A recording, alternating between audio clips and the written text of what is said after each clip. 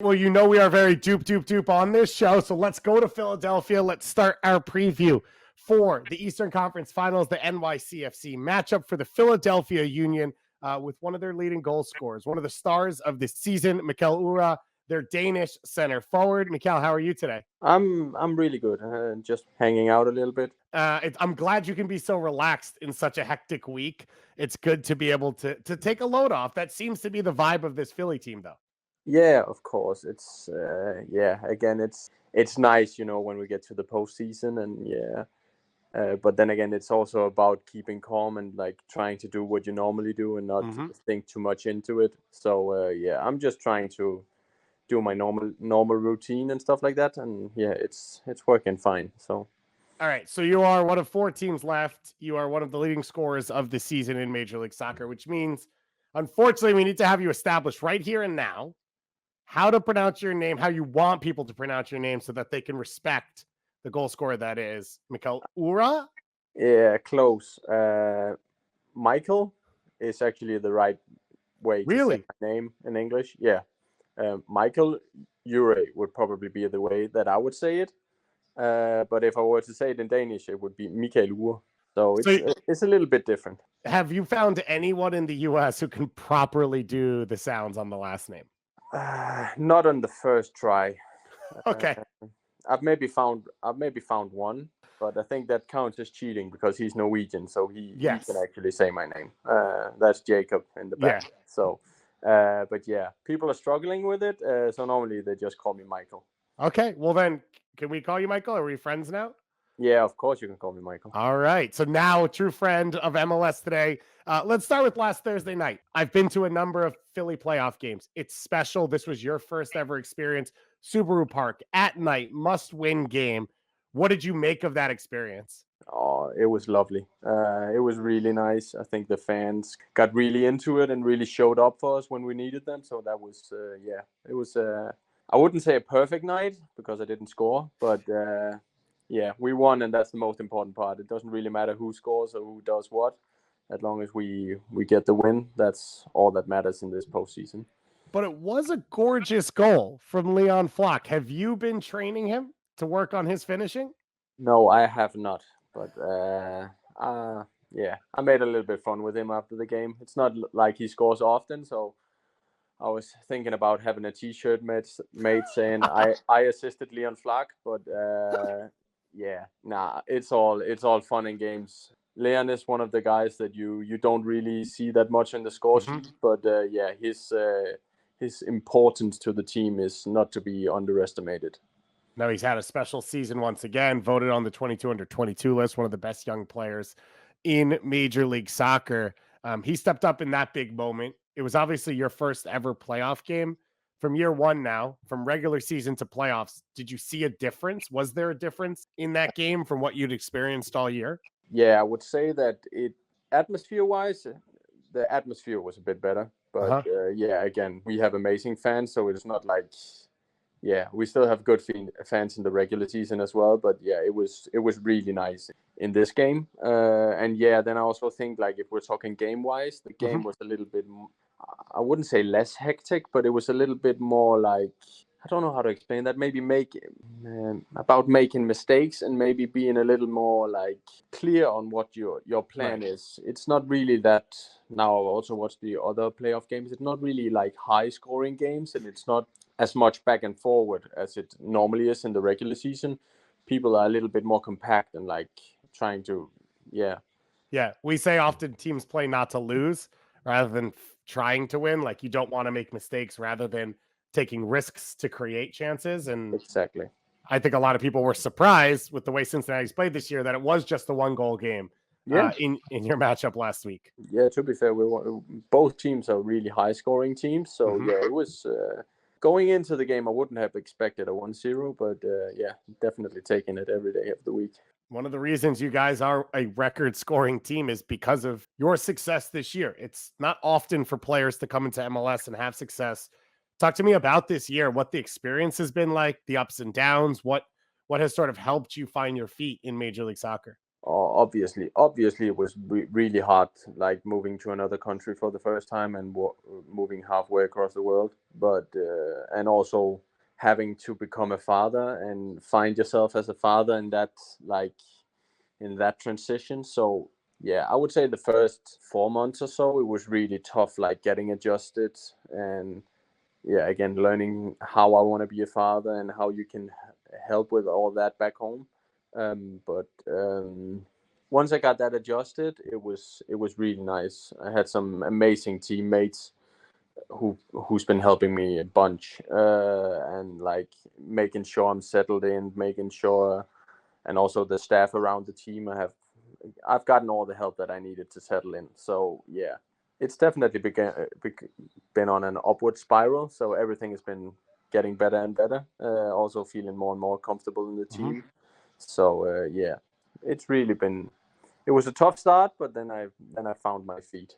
Is your family in Philly? Not right now. They're back home. They've Okay. actually been home for a month now. So Do you live in the city? Have you experienced Philadelphia? Do you have a take on sort of what that city's like? yeah, I live Center City. Okay.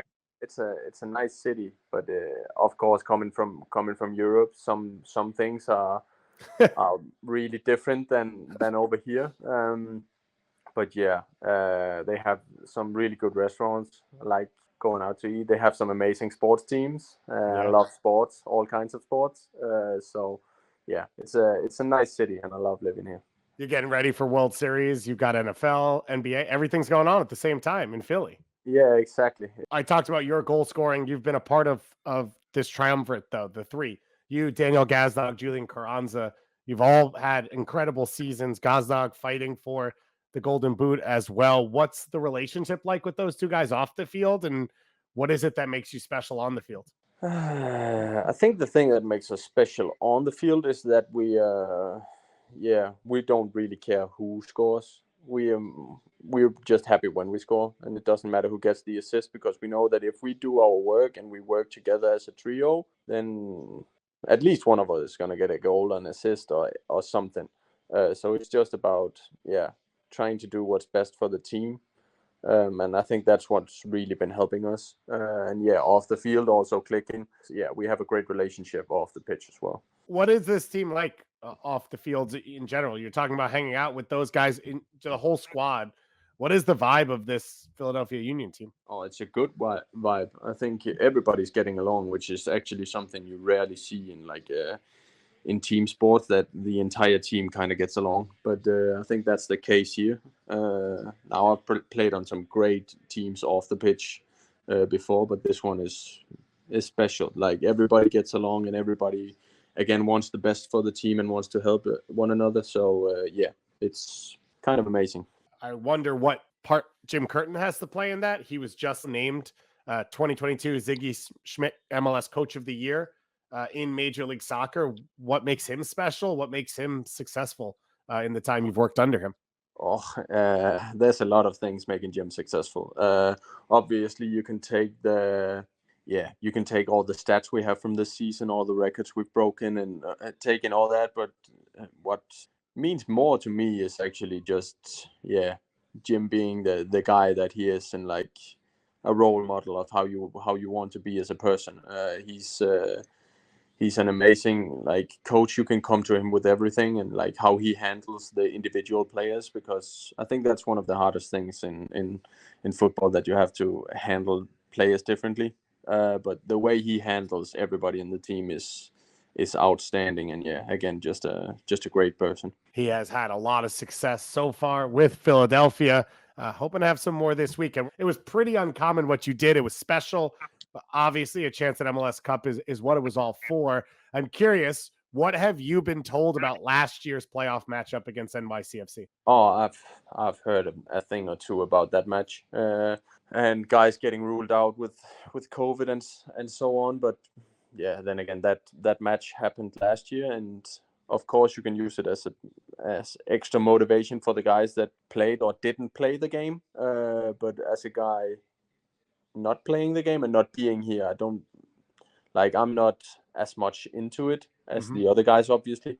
But of course, you want to beat them. and you can also feel it in training, and you can see it in people's like their faces when we talk about the game last year. It's something they really want to make up for.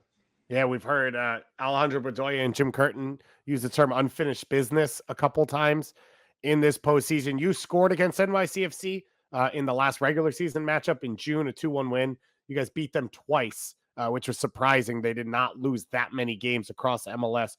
What do you remember about playing against them? What are your feelings about how this NYCFC team is set up? My feeling is actually decent, I would say. I think we played 2 really good games against them, but then again, the only game that really matters is the one we have to play on Sunday.